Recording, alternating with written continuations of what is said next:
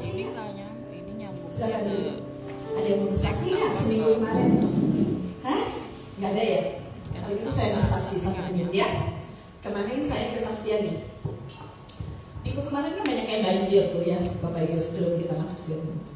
Dan saya harus sampai di pabrik jam 8. Jalan dari jam 7. Waktu saya jalan jam 7, itu jalanan tidak bergerak. Dari Bitung yang ke Bitung pasti tidak bergerak ya. Saya cuma bilang sama Tuhan, Tuhan, kalau saya nggak sampai pabrik, saya kayaknya nggak kerja di sini. Tapi Tuhan baik. Tuhan kasih saya jalan dia kecil-kecil, namanya jalan tikus kalau bapak-bapak bilang. Tuhan menuntun.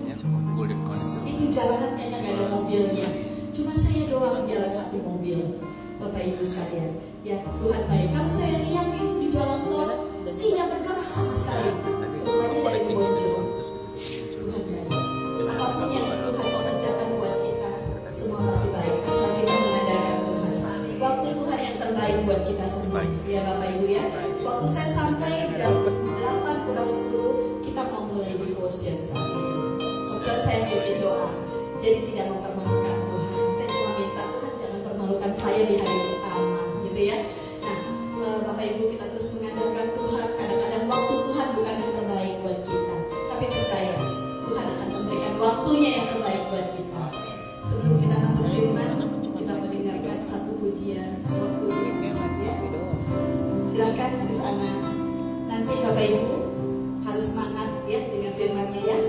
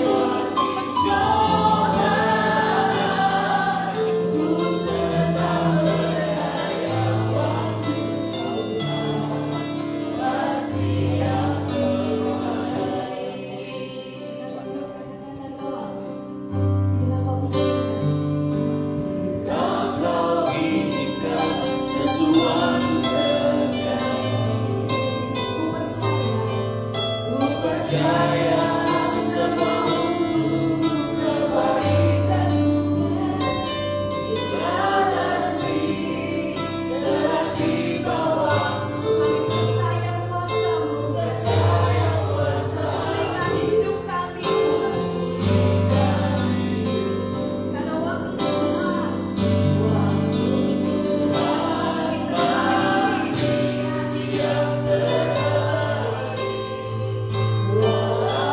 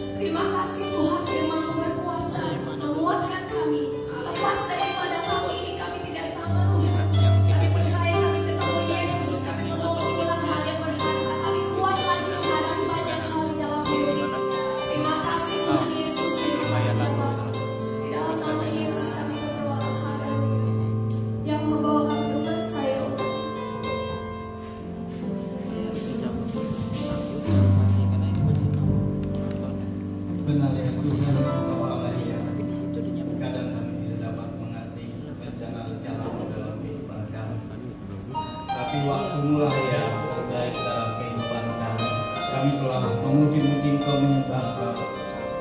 Kami telah menyapa Engkau. Saatnya Engkau menyapa kami dengan kebenaran firman Tuhan. Berimanlah kepada kami dengan terang, supaya kami tahu apa yang harus kami perbuat dalam kehidupan kami sebagai pribadi, sebagai gereja. Terima kasih Tuhan, lawat setiap kami dengan kuasa-Mu. Hadir di tengah kami itu cukup bagi kami Tuhan, karena kehadiran-Mu akan memberkati kami, mengurangi kami, menyembuhkan kami. Terima kasih Bapa dalam surga. Hanya di dalam nama Tuhan Yesus Allah yang memberkati kami. Kami berdoa kepada Bapa di surga. Semua yang siap diberkati katakan amin. Amin. Shalom. Shalom. Iya, puji Tuhan. Saya ingin bawakan firman Tuhan dengan satu tema gereja dan tujuan Tuhan bagi gereja. Gereja dan tujuan Tuhan bagi gereja. Bapak Ibu, sebetulnya siapa yang mendirikan gereja ini? Coba buka Matius 16 ayat 18. Matius 16 ayat 18 kita tahu bahwa siapa yang mendirikan gereja.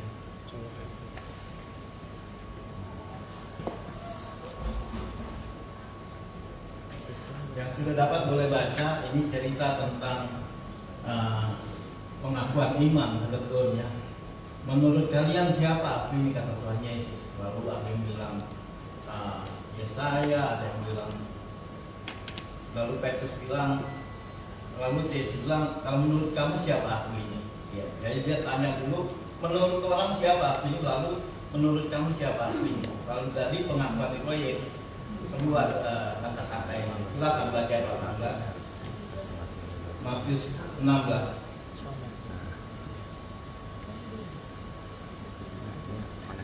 Ayat 18 silakan baca.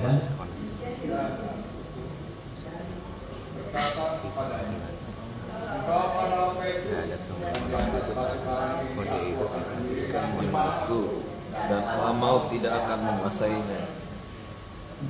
Iya, jadi siapa yang mendirikan jemaat? Tuhan Yesus. Iya.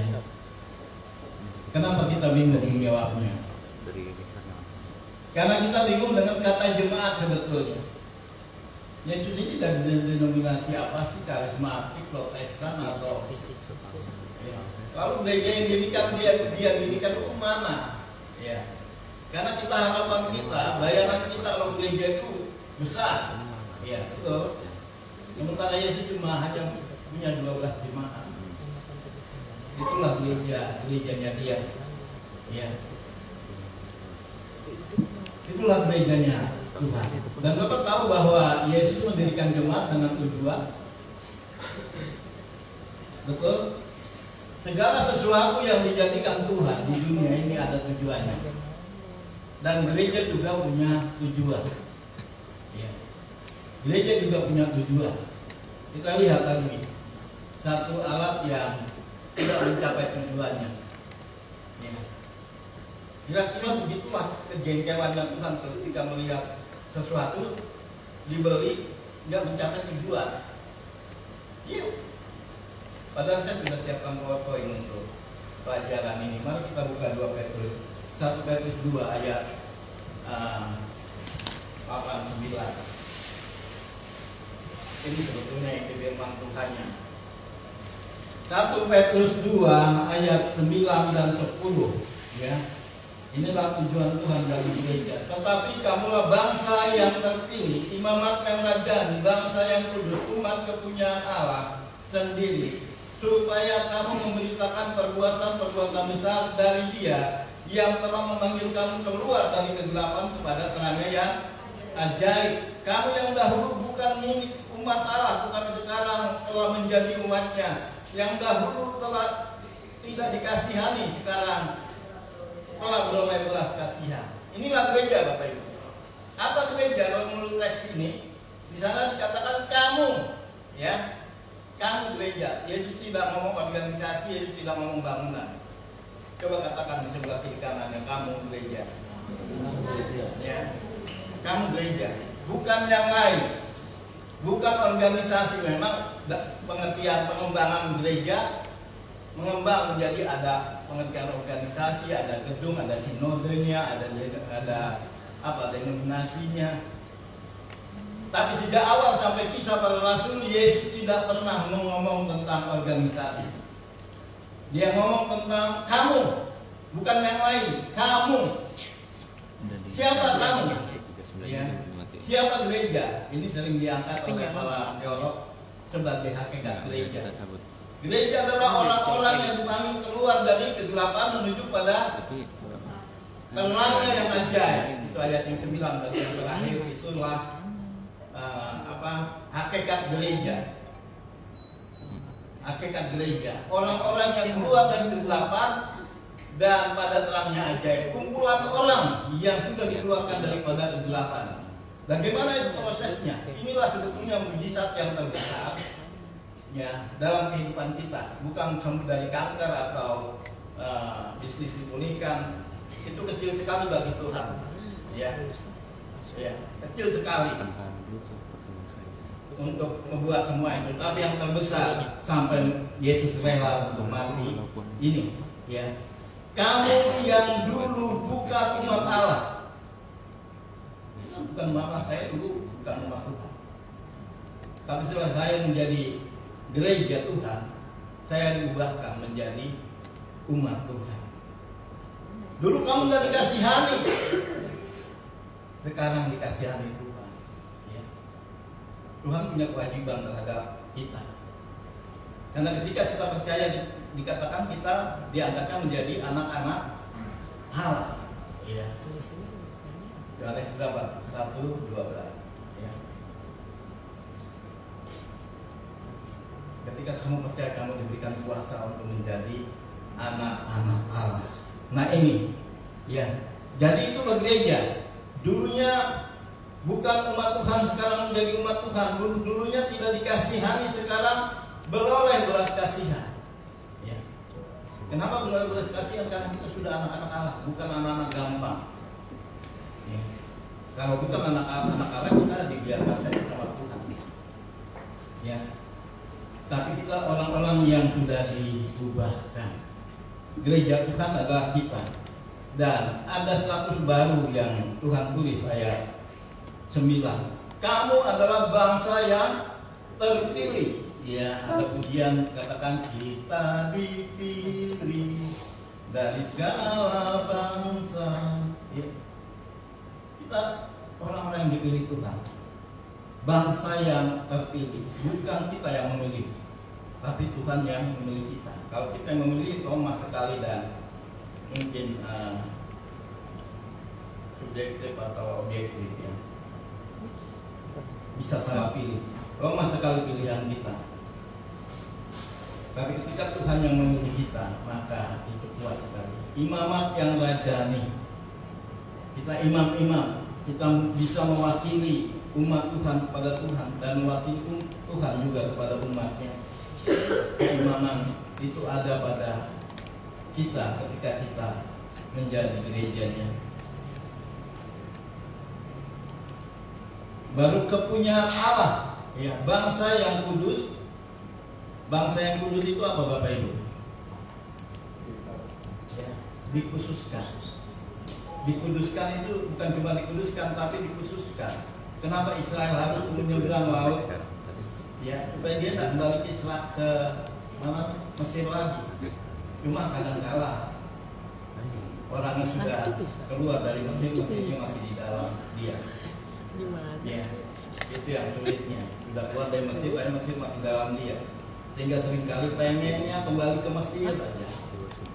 Karena enak di sana, makan daging dan lain sebagainya. Walaupun sudah merasakan pemeliharaan Allah dengan burung puyuh, dengan mana dari surga, tapi selalu merindukan Mesir. Ya. Kita orang-orang yang sudah dikuduskan, dikhususkan itu misalnya ada makanan nih, ini khusus untuk Pak Dedi, ya, jangan diambil. Nah itu kita itu sudah dikhususkan. Kamu menjadi alat dikatakan. Kalau kamu dulu dipakai iblis segala macam, tapi sekarang kamu sudah kepilih menjadi alat dikhususkan. Itu juga artinya dipisahkan. Itulah sebabnya tadi saya katakan saya tidak bisa lagi kembali ke Mesir karena sudah dipisahkan. Dipisahkan nyebrang laut supaya dia tidak kembali lagi. Tapi dalam kenyataannya Mesirnya yang masih tinggal di dalam dia. Bangsa yang kudus, imamat yang rajani, bangsa yang kudus, umat kepunyaan Allah sendiri. Ini status gereja. Kita ini umat kepunyaan Allah. Ya. Allah bertanggung jawab sama kita. Kita nggak ada front pembela. Yang ada adalah Allah yang membela kita. Kekristenan tidak perlu membela Allah. Ya. Allah yang membela kita. Ketika Saulus menganiaya jemaat, Yesus bilang sama dia, Saulus, Saulus, mengapa engkau menganiaya aku? Apakah Saulus pernah menganiaya Yesus? Enggak pernah. Tapi dia merasakan apa yang dirasakan oleh jemaat. Sehingga dia bilang sama Paulus, Saulus, mengapa engkau menganiaya aku? Ya, jadi ini status yang baru. Dengan status yang baru ini dengan tujuan apa Bapak Ibu? Sama ada kalimat satu kata penting ialah supaya. Ya, aku ini umat kepunyaan Allah sendiri supaya ini selalu berbicara masalah tujuan. Kita minum obat supaya sembuh. Ya. Jadi kalau ada kata supaya hati-hati Bapak Ibu. Itu menyangkut tujuan. Apa tujuannya di sini? Supaya kamu memberitakan perbuatan-perbuatan yang besar dari Allah. Ya. Perbuatan apa? Yang ayat 10 itu kembali. Itu yang terbesar, bukan sembuh dari kanker yang terbesar, bukan. Kamu yang tadinya di neraka sekarang sudah di surga. Kamu dulu nggak dikasih, sekarang kamu dikasih. Iya. Kamu bukan umatku, sekarang umatku. Nah itulah yang perlu kita ceritakan sebetulnya. Itu yang perlu kita beritakan kepada banyak orang. Sehingga saya tahu kenapa orang tidak bersaksi. Karena dia tidak punya cerita.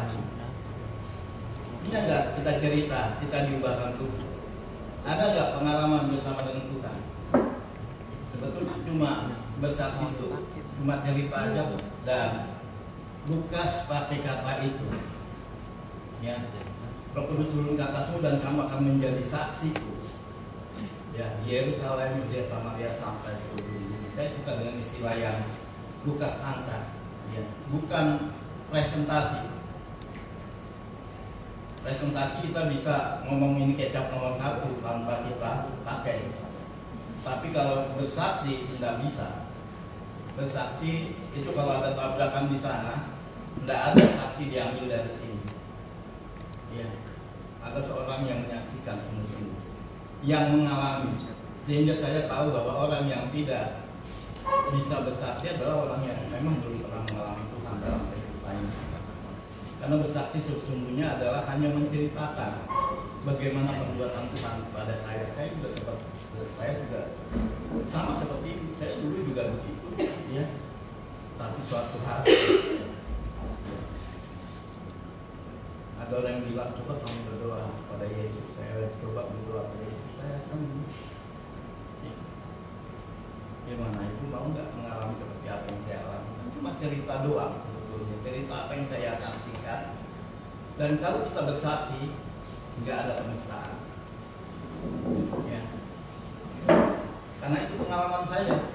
Pengalaman itu tidak bisa ditebak, Bapak Ibu. Orang tidak bisa katakan para tidak boleh dong mengalami kayak gitu, tidak bisa. Itu pengalaman saya. Ya. Walaupun ajaib, walaupun dia nggak mengalaminya, nggak mungkin mengalami, tapi itu pengalaman saya. Ketika saya bagikan dan saya tantang orang, mau nggak mengalami seperti apa yang saya alami. Ya. Itu sebetulnya puncak dari kesaksian kita, harus sampai kepada tantangan. Ya, harus sampai kepada tawaran. Saya sudah mengalaminya, sampai mau mengalaminya. Ya, ini keajaiban Tuhan dalam kehidupan saya. Saya seharusnya juga masuk neraka. Saya tidak lebih baik dari Bapak Ibu. Ya. Tapi saya tahu ada satu pribadi yang sudah menanggung dosa saya. Dia sudah mati di kayu salib dan dia katakan sudah selesai. Dosa saya sudah dia tanggung semuanya. Dan kalau saya mau selamat, saya hanya percaya kepada dia. Ya, itu firman-Nya. Lalu kita sampaikan. Ini tujuan Tuhan bagi gerejanya, Bapak Ibu. Jadi kalau Tuhan hadirkan kita di sini, Tuhan mau orang-orang sekitar sini dengan cerita itu. Bukan cuma kita hadir, tapi hadir dan berbuah menjadi berkat bagi banyak orang. Amin. Ya, supaya Tuhan tidak kecewa seperti saya kecewa kepada benda yang tidak berfungsi. Ya. Karena Tuhan semua punya maksud mengapa Dia menyelamatkan kita. Supaya sejarah keselamatan itu tidak berhenti dari diri Bapak Ibu. Sejarah itu harus berlanjut. Kalau saya diselamatkan karena doa orang lain, karena berita yang disampaikan orang lain, maka orang lain juga harus diselamatkan berita yang saya sampaikan kepada dia. Sejarah itu harus terus, tidak boleh berhenti di diri kita saja. Kita lanjutkan sejarah keselamatan itu. Itulah murid Yesus yang mula-mula yang pertama. Mereka sampaikan di mulut, aku sudah bertemu Mesias. Ya. Lalu dia bilang lagi dengan saudaranya. Itulah sebabnya murid Yesus itu saudara bersaudara. Ini jaringan terdalam dalam kehidupan kita memang. Ya. Itulah firman Tuhan katakan, kalau satu orang sudah diselamatkan, maka si rumah diselamatkan. Ini bukan bicara masalah iman yang lain, tapi ada beban orang yang sudah diselamatkan bagi keluarganya, bagi temannya. Ini lingkaran dalamnya. Ya. Lingkaran luarnya temannya lagi, itu lingkaran luar teman lainnya. Tapi lingkaran paling dalam adalah keluarga. Itu penting sekali. Bapak Ibu yang sudah diselamatkan, berarti Tuhan punya rencana keluarga Bapak Ibu diselamatkan. Tapi tidak memakai orang lain, Dia akan memakai Bapak Ibu menjadi saksi bagi mereka. Cerita, hanya cerita saja, menceritakan supaya kamu memberitakan perbuatan yang besar dari Allah. Dan itu Yesus kerjakan. Dia keluar masuk desa memberitakan, dikatakan Lukas 4. Ya, dia memberitakan. Berarti Yesus tidak ngomong tok, ya, tidak ngomong tok. Dia sampaikan, kalau dia bilang pergilah, itu dia sudah mengerjakannya. Itulah sering saya sebut, ini bukan cuma amanat agung, ini juga strategi agung yang sudah dikerjakan oleh Yesus. Kiranya firman Tuhan hari ini ya mendorong kita, memberikan kesadaran kepada kita ada tujuan Allah di dalam kehidupan kita. Ya. Karena gereja yang tidak mengabarkan Injil, gereja yang tidak bermisi, sesungguhnya bukan gereja. Dan murid Kristus, gereja yang tidak menginjili, sesungguhnya dia bukan murid Kristus. Ya, karena tujuan Kristus bagi gereja jelas tadi, supaya kamu memberitakan, dan kita punya cerita itu semua, keluar dari kegelapan kepada terang yang ajaib. Itu kita alami dan ceritakan kepada sebanyak mungkin orang. Mari kita berdoa. Saya hanya bicara sampai di sini. Tuhan mengingatkan kami semua kepada gereja dan tujuan Tuhan bagi gereja. Kami tahu kalau Engkau menjadikan gereja, Engkau juga kepala gereja, Engkau juga pembela gereja itu ya Tuhan. Dan kami bangga memiliki Allah yang demikian. Engkau tidak seperti tukang jam, setelah membuatnya melemparkan ke pasar, dan entah baik atau tidak, dia tidak bertanggung jawab. Tapi Engkau bertanggung jawab atas setiap ciptaan-Mu Tuhan. Kalau Engkau menghadirkan gereja-Mu di alam sutra ini, di Good Friday ini Tuhan, ada maksud Tuhan, ada tujuan Tuhan, ada rencana keselamatan Tuhan, agenda keselamatan Tuhan bagi orang-orang yang ada di sekitar ini. Kami akan melihat kelak kami berfungsi atau tidak ya Tuhan, karena kami akan mengecewakan Tuhan ketika kami tidak berfungsi sesuai dengan tujuan Tuhan. Terima kasih Tuhan, jadikan kami sekecil apapun fungsi yang kami kerjakan, kami berfungsi untuk kemuliaan bagi nama Tuhan. Terima kasih Tuhan, inilah doa dan kerinduan kami naikkan hanya dalam nama Tuhan Tuhan Yesus, Tuhan dan Juru Selamat kami semua yang berkati, katakan Amin. amin. Ya,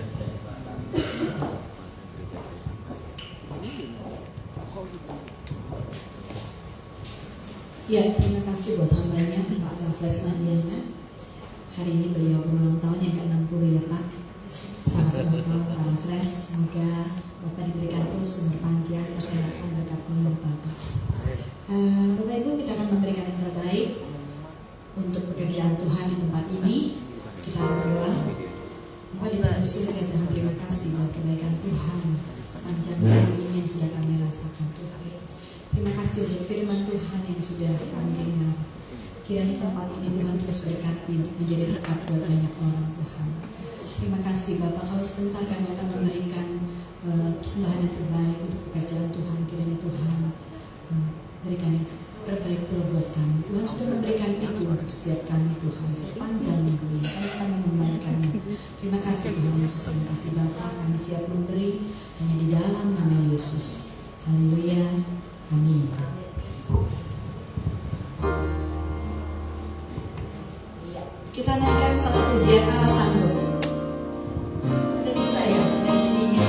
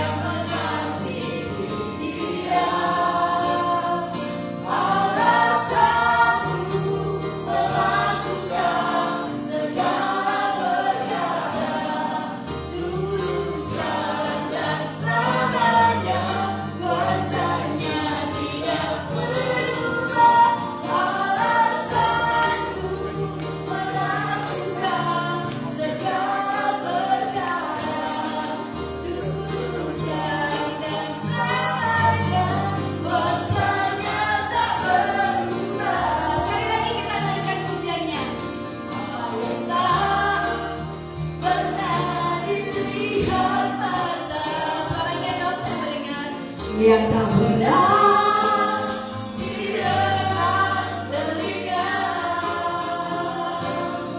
yang tak pernah timbul di dalam hati, semua disediakannya bagi yang mengasihi Dia. Alasanku melakukan segala perkara, tulus dalam dan selamanya, kuasanya tidak berubah. Alasanku melakukan segala perkara, tulus dalam dan selamanya, kuasanya tak berubah. Tulus dalam dan selamanya, kuasanya tak berubah. Terima kasih untuk persembahannya. Tuhan akan menggantikan berlipat-lipat kali ganda. Bapak Ibu, kita dengarkan pengumuman. Silakan Ibu Fut atau Ibu Nita. Oh, ada di sini.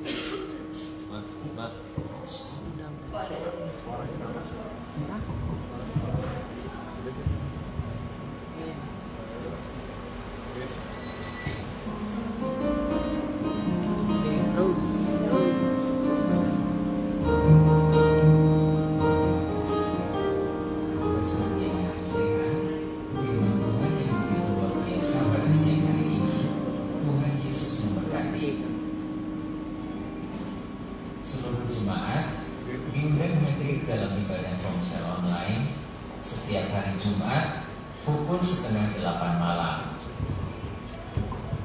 Bagi Bapak Ibu yang mau ikut dalam program Kedukaan Yusuf Arimatea, dapat menghubungi Bapak Ibu Gembala. Bagi Bapak Ibu yang rindu menabur dalam persembahan khusus, Tuhan dapat mentransfer ke nomor rekening yang sudah disediakan atau dapat memberikan langsung ke dalam amplop yang sudah disediakan. Tulis keterangan pada form yang telah tersedia.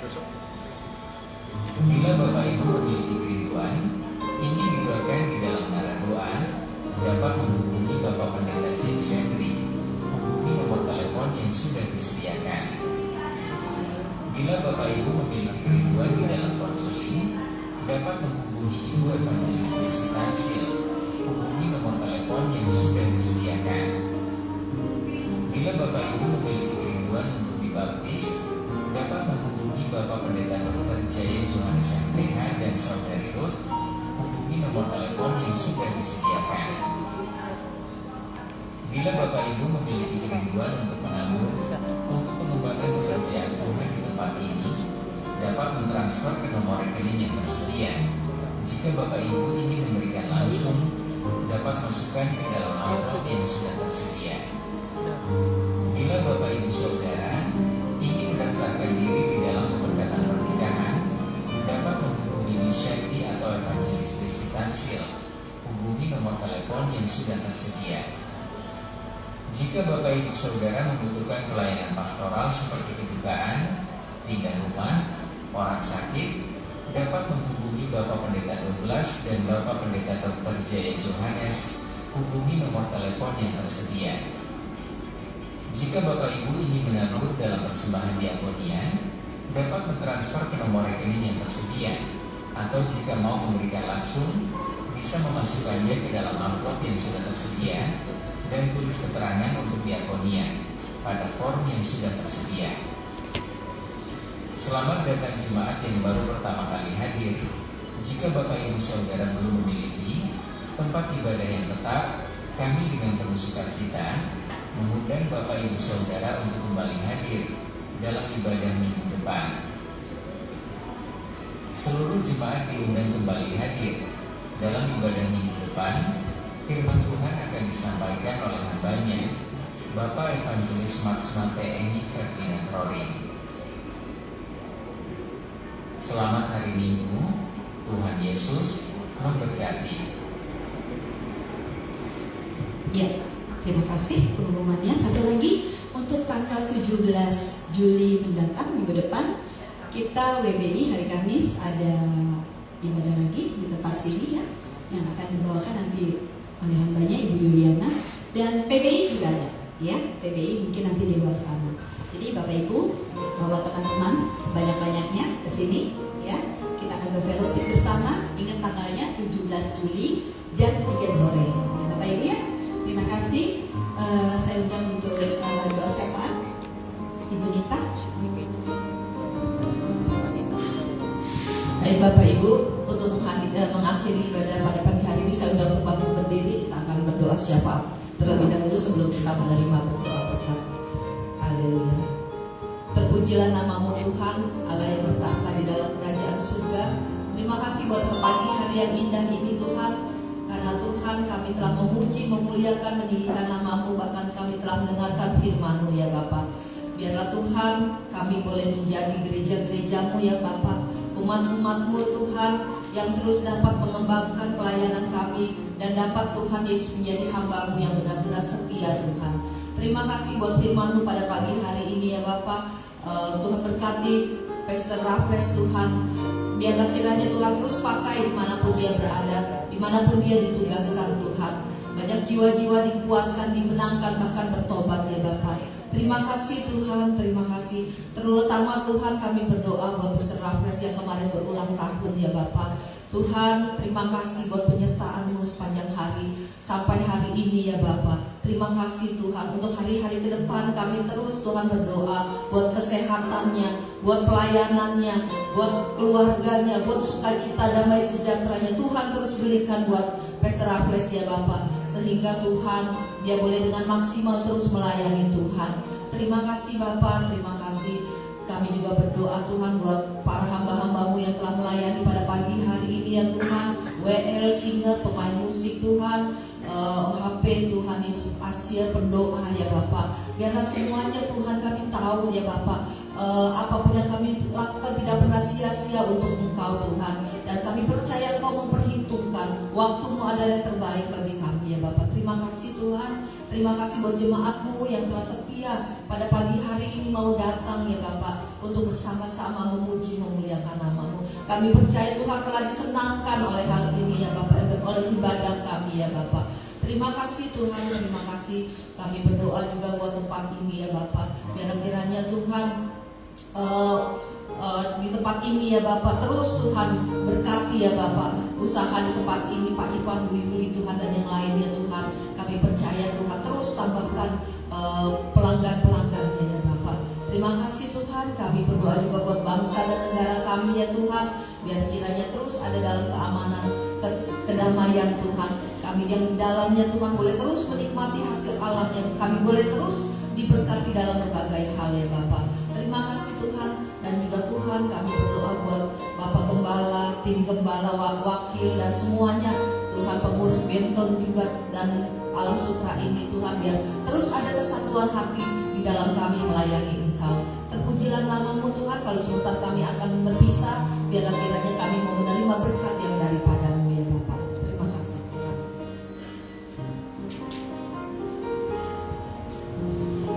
Bagi Bapak Ibu, saya undang untuk bangkit berdiri bersama-sama buka hati, angkat tangan kita di hadapan Tuhan.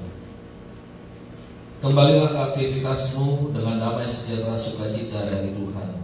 Itu sebabnya terimalah berkat Allah Bapa kita di surga, cinta kasih daripada Tuhan kita Yesus Kristus, pertolongan, penghiburan, penyertaan Allah Roh Kudus akan terus menuntun, membimbing dan memberkati setiap kita mulai hari ini sampai selama-lamanya. Di dalam nama Bapa, Anak dan Roh Kudus, yaitu di dalam nama Tuhan Yesus.